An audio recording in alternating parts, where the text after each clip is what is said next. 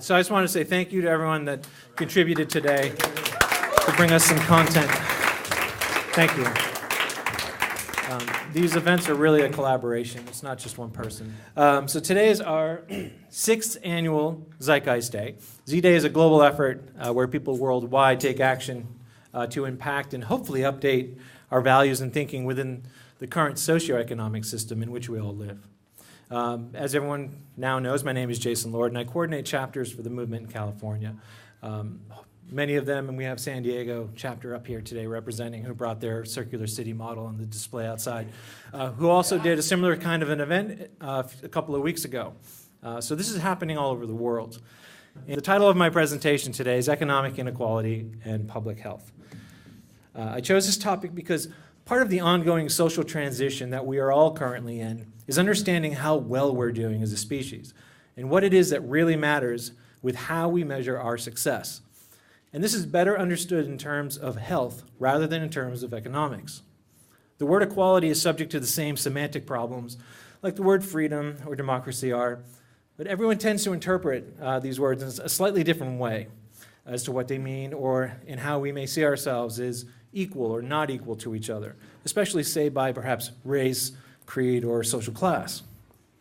So I want to spend a few minutes today looking at inequality in its economic form and present how there is a technical relationship when measuring our health that changes how we think about it. In our recently published book, The Zeitgeist Movement Defined, there is a densely sourced chapter on the subject of public health. This is a primer to understanding what we mean when we say the word health. And in short, what is argued in this section is how modern social structures, values, and practices have deviated away from or are ignorant of what true societal health means, where most measures of prosperity or social integrity are equated through economic baselines. You've heard this, like GDP or employment figures. These measures tell us very little about true human well-being and prosperity, since they are decoupled from the actual life support system, the earth, our resources, our environment, our physiology, our mental health, and the life ground needs that we all share. The term public health is a medical classification, usually defined as the approach to medicine that is concerned with the health of the community as a whole. In our media, in our mass public media today, public health is often concerned with cost and with policy making, and they're focused on the rates of success in treating a disease without examining the causal system relationships themselves. Our aim is to extend this context of health out to all aspects of our lives, including our physiological health, our mental health, as well as our environment. The thesis I wish to put forth here is the significant negative impact from our economic practices that deteriorate our well-being, especially in regards to stress, mental illness, and rates of disease. Economic inequality is known as the difference in a person's financial wealth or income is related through social status or class. These differences of income are the measure of how stratified a society is in its class hierarchy. And by examining how these factors impact us will lead us to discovering some important system relationships to the levels of disease and illness experienced within the population. I'll use the term inequality in referring to income inequality among individuals and groups within a society. This inequality also manifests itself as unequal access to life ground needs such as food, clean air, water, shelter, education, and nutrition.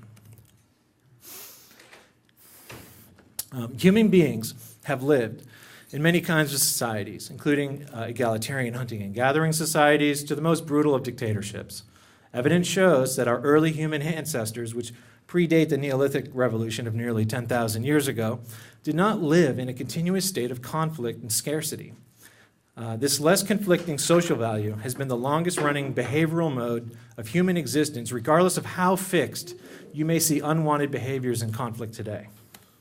These pre-agricultural societies, though restrictive in their own ways, lived within the carrying capacities of their environment for the majority of human existence and reflected this balance by having non-competitive social structures. The current market-based democracies do not exemplify our egalitarian past or the dictatorial structures of recent history. But what we can learn from is observing the differences of how economically stratified societies were. For example, when greater income inequality is measured, we see the social distances increase from one socioeconomic group to the next. and social stratification becomes more important to understanding the levels of health and well-being of everyone in the group. And when it comes to monetary economics and social stratification, what has been well established over these past several years of TZM awareness activism is that the greatest destroyer of our environmental integrity, the greatest source of waste, depletion of our natural resources, and the purveyor of violence and war, crime, poverty, personal neuroses, and mental disorders, along with also being the greatest source of paralysis, stopping us from moving forward into new methodologies for sustainable practices, is not some corrupt government or a rogue corporation or just a flaw of human nature, but rather the economic system itself, which is producing these system outcomes that are latent within its structure. So whichever descriptor you wish to use, the free market or the monetary system, these are the causal mechanisms of most of the negative social outcomes that we suffer today. One attribute of this causal mechanism is how we live in a world measured by money sequences, where how well we're doing as a society is generally measured through economic variables, the Dow, the stock market, or some form of economic growth, often disregarding the real levels of anxiety and illness within the society itself. And while the reality of these problems persist, the Zeitgeist movement advocates that it doesn't have to be this way, that it is possible to design in access to health and human needs and reverse the trends of increasing cancer rates, criminal behavior, and social stress. The circumstances in which we live and work are also major influences on our health. One way you can see this is in the varying levels of disease and illness between people in different social groups. Inequality reflects how hierarchical societies are, manifesting a social gradient in health, which is the phenomena found throughout the industrialized world. As we look at social stratification, there is a relationship to inequality and the rates of illness throughout the entire socioeconomic pyramid, not just the people at the bottom. So let's take a look at an example to this gradient to health. When we look at major causes of death globally, clear differences exist based on the economic state of a region. Shown here in red and orange, we see the fact that cancers are more common in high-income society versus low-income societies across the globe. In comparison, diarrheal diseases are more common in low-income society and is a leading cause of child mortality worldwide, mostly as a result from contaminated food and water sources, which are technically obsolete problems, yet are still current-day outcomes in our monetary-based value system, manifesting as extreme poverty. It's important to note that being rich does not immune you to these types of prevalent diseases inside of a society in which you live. No matter your social class, you will not be immune to the projected 30% rise in cancer rates by 2030. I bring this up because there is a common myth that the gradient of health in industrialized societies is simply a matter of poor health for the disadvantaged, the people at the bottom, and good health for everyone else, creating an us versus them psychology between the rich and the poor when you look at the health gap. And it is because of this myth that health policy is commonly focused on organizing and funding health services. And you can see how this is played out with the now mandatory purchasing of health insurance in the United States. Another focus of our media's attention to health is the ongoing concern with genetics, where the prevention of major chronic diseases tends to focus on trying to find a genetic predisposition for a disease, laying the groundwork to perpetuate some dark-age assumptions in our social landscape. This genetic assumption makes it easy to justify swelling prison populations because of bad genes or bad blood or it's just human nature. Such views overlook the relationship between the rates of crime, types of crime, and the environment in which that crime exists, often creating a distorted view of causality regarding aberrant behavior. Locking people up indefinitely will do little to address a social system that breeds corruption through its structural components of debt, consumption, the need to cut costs, the need to maximize profits, exercise differential advantage through competition-based mindset, and enforce restricted access to life needs through private ownership.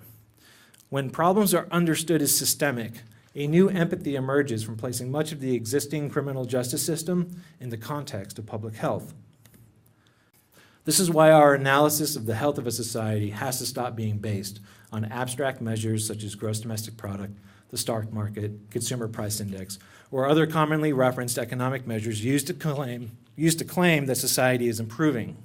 Instead, we want to examine things that actually have a physical referent, such as rates of disease, poverty, social capital and trust, life expectancy, literacy rates, prison population, et cetera, et cetera. A key factor related to what we looked at so far is the amount of psychological stress that is generated within our system. This is important because it's more common to focus on the individual byproducts of income inequality as isolated problems in and of themselves. But statistically, what is found is that the more income inequality exists in a society, the more health problems that occur in both the upper and lower classes throughout the industrialized world.